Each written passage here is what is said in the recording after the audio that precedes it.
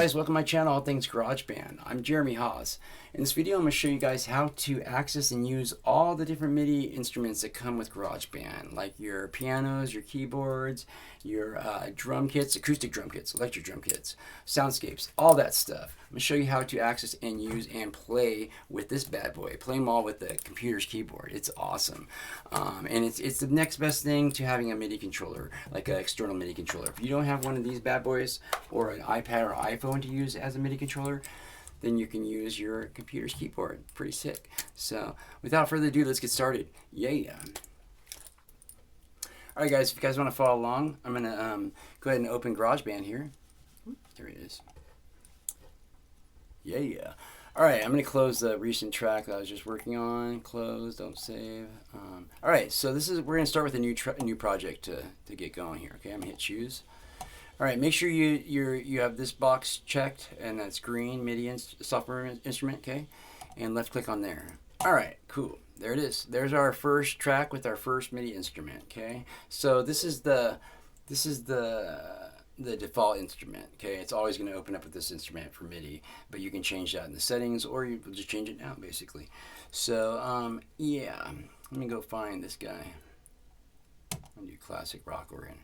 Cool. Okay, cool. So now we got the instrument we want to use. Now I'm going to show you guys how to use the musical typing, how to use your computer's keyboard. That's what it's called, musical typing. Go down and show musical typing. All right, as you can see, it's right there.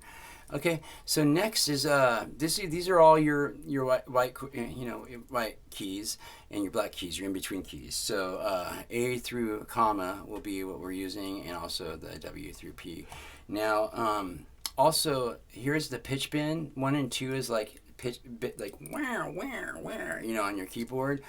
And also, okay, and then you got your modulations, all that. Octave your octaves is like your, octaves is higher, lower, piano. And you also can change your octaves right here, okay.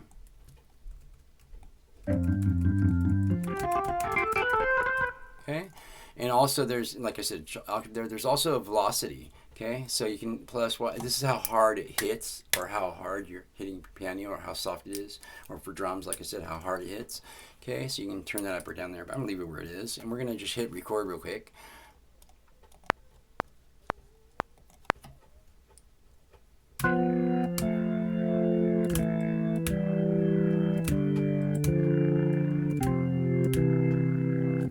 Real simple.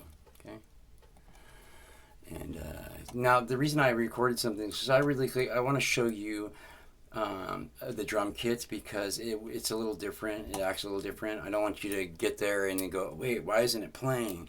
That jerk, he lied to me. So anyways, I'm going to go over and I'm going to make a new track real quick by clicking that and the little plus and create, okay? So now we got a new drum, we got a new track. I'm going to change this to the drum kit. I like the SoCal, good for rock and metal. Okay. Alright, I'm going to, and so this is what I mean by, I wanted to make sure that you didn't go, hey, he lied to me. Okay, so if you go and try to play it now, you're not going to hear anything. That's because there's only so many drum, pieces in the drum kit. So it's going to be like somewhere in the middle, and there's going to be a couple different areas with the octaves you're going to want to change it to, so you can find it.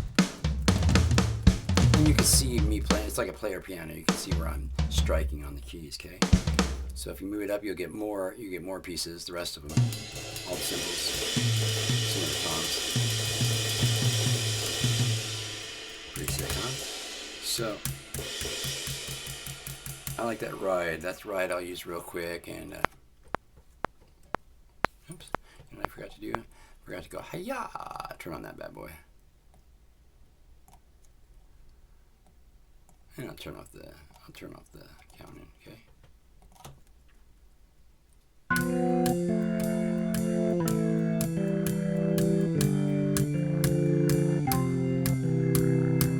little bit behind, but that's all right. I'm just showing you guys how this works, okay? Not gonna make it perfect right now, or I'll keep doing this all day like I have been. So I just said, screw it. I'm gonna make this video like this and just not try to, waste half an hour to an hour to a couple hours, was it? trying to get it right and driving you guys all nuts. Okay, so cool. Just real quick, I'll make a duplicate track, and if I'm going too fast, like I don't know if I already said this, but I have a beginner's guide for GarageBand for the Mac and for the iPad and iPhone. But please check out my channel, All Things GarageBand. I'll teach you guys all the other stuff I'm doing real quick. It's cool. So real quick, let me just show you that. Okay, we're gonna find a kick and a snare. Okay, actually, I want it a little bit. There, up here. And what's strange about some of these MIDI instruments, like the drum kits, sometimes they'll just be like on this one. Okay, this is what why I wanted to show you the second. I got to this part, and I'm showing you the recording and stuff. Okay, so this one will have just down here. It just has one snare, one kick, I believe. Yeah, and your other rim shots and stuff, but just no different like octaves or like different. Of your, like, if you don't have a double kick there, you'd have to do the A. And it's really hard to hit that with both fingers. That's small. So what's really cool is you can use that, or you can change it to here, and actually they have a double kick now and a snare for rolling. Wait, way too far. There, it's farther up. No, I just had it. I swear, earlier. There it is. There it is. Cool. So actually farther down, now you can do the double kick and double snare. That's more of like a almost a rim, not a rim shot, but yeah, rim shot. I think that's what it's called. But here's the other one. I think it's U and L. So now I can roll.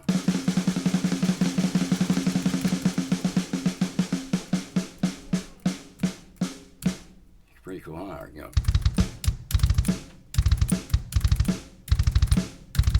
Pretty awesome, huh? So let's hit record again.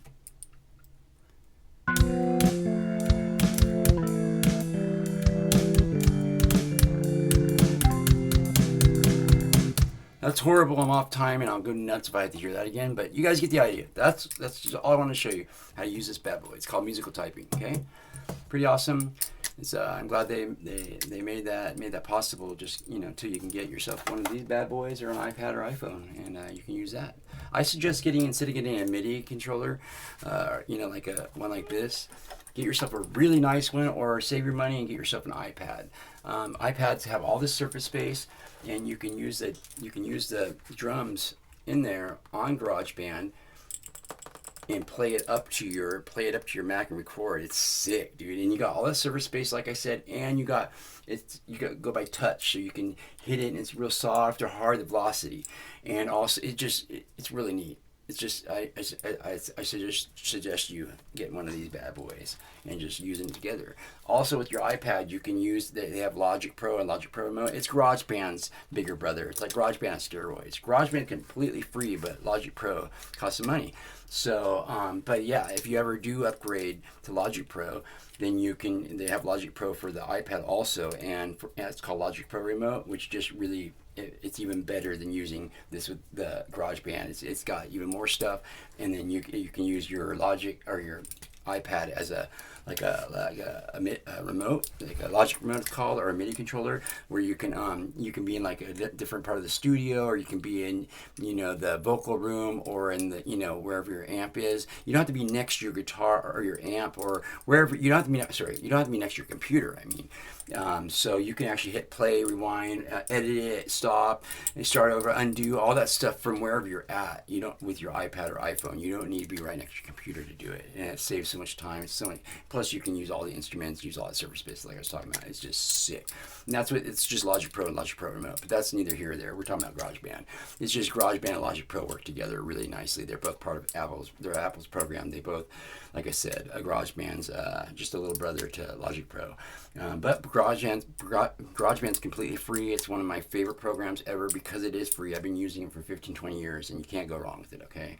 And it's a great recording to learn on also. Right now, Logic Pro has a free 90-day free trial. I just said a free 90-day free trial.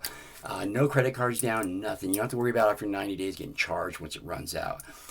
So basically, you can just download just the pieces you want, just the instruments, just the whatever you want. The amp designers, the pedals, whatever you want, just the sounds, that kind of stuff.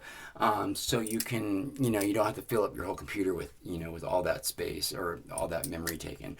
So just pretty cool. And the other thing is you can also take any music or any project you're working on GarageBand and open it up in Logic Pro and start working on it. Add all the new plugins, all that stuff. It's pretty sick. And the other thing is, after 90 days, this is only cash. After 90 days, you can't use Logic Pro anymore unless you pay for it. But like I said, when you transfer all your stuff over from like GarageBand to Logic Pro, you'll keep the original project in GarageBand, so you'll still have that, and you won't lose that. And also another thing is, if you're using Logic and you just want to use it for 90 days to screw around and you end up doing like major projects like I did the first time, I kept it, of course, but if you don't want to pay for it after that 90 days, before that 90 days is up, you actually just download or just finish what you're doing in Logic Pro, get it downloaded, and then you're golden, okay? It's worth trying and just fiddling around. But I want to tell you one thing right now, it's addictive, and you're going to end up wanting to get the thing. But at least you have that 90 days to make that decision, okay? Hope it was helpful, guys. Hey guys, I hope you guys enjoyed that video. Like I said, if you guys want to learn more about GarageBand on your iPad, your iPhone, or your Mac, please check out my channel, All Things GarageBand. If you guys want to learn how to use GarageBand's bigger brother, Logic Pro, please check out my channel, All Things Logic. I'm Jeremy Haas. I'll see you guys on the flip side. Don't do anything I wouldn't do. Leaves it wide open.